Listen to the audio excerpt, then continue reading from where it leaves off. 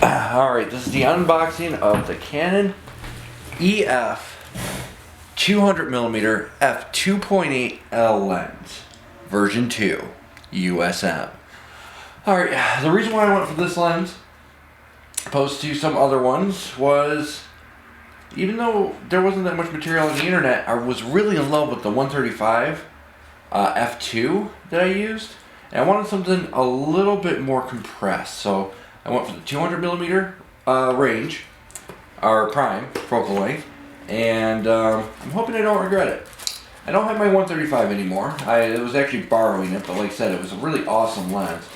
I just, for my portrait photography, want something a little bit tighter. So this is a basic unboxing. What we got here is we got a hood, cap, thingy that goes over your lens hood. Oh no, I'm sorry. This is a little pouch, so that way you can put it in, I guess, if you want to use that to keep it in there. I personally don't. That's probably going right in the trash. Then we got, oh, what do we got here? This is a lens hood. Let me see here. Ooh, this is very plasticky. It's got very nice felt in the inside. That's what I was oohing about. Oh, okay. Don't sniff it. It smells very plasticky. Kind of like new shoes. You know how that new shoe smell can be overwhelming? Let's see, this is made in Japan. ETA3B2 by Canon. And here comes the big prize. Wow. Oh, that's got some nice weight to it. Now, ooh, I like this. Very cold. It just came from my car. And here's the actual lens. First initial impressions, it's cool, I guess. It's got weight to it, but compared to other lenses, this is actually quite light. The weight is very front heavy. I don't know if you can kind of tell, like when there's no weight there, but if I go, there's definitely weight. It's barely leaving my fingers where, yeah, anyway.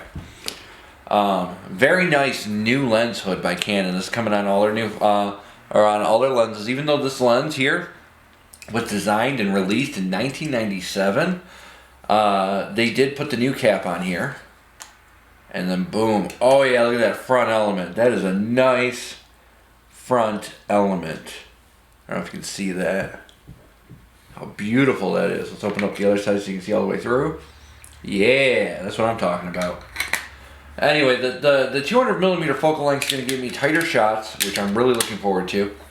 For modeling, for portraits, for all that stuff, I think that this is going to be a really great lens. 200mm, you're going to have to keep your shutter speed very high in order to prevent camera shake from affecting your sharpness of your photos. It's f2.8, which is why one of the reasons why that front element is so big, and there's such a nice large hole in the back to let more of that light in, which I really want. And indoors, f2.8 for most lenses is fantastic, but I doubt, unless I have my studio light set up, that I will take advantage of this lens indoors. And if I do, I'm going to want to keep my monopod on it, which I do have a collar coming in.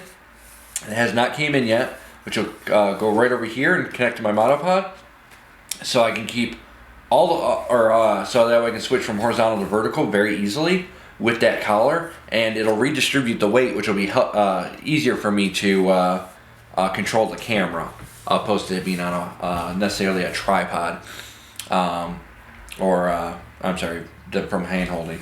Anyway, let's see here. We do have autofocus and manual focus, so we can autofocus, and it doesn't look like you still have the ability to do adjustments to autofocus even when it's set for autofocus, which is nice.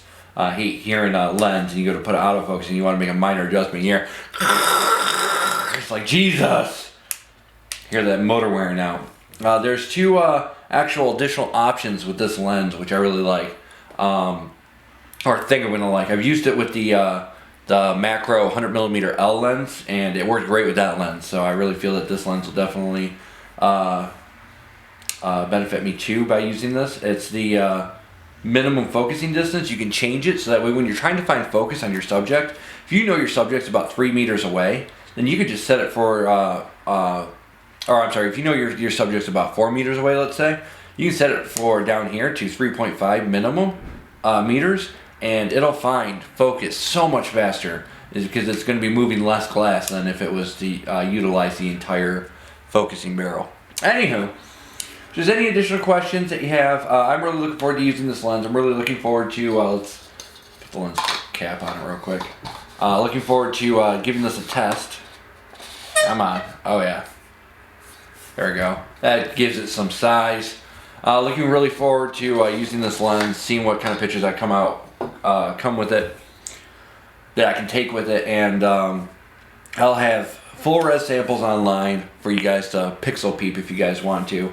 And I will actually have side-by-sides with some of the 35 millimeters that I took a while ago, and you guys can kind of see whether you like the 200 millimeter focal length more. Again, there's not a lot of content for this lens online, so I'm really hoping that you guys do appreciate this video, and comment, share, like, all that fancy stuff. And this has been Curtis from Digital Darkroom. Toodles.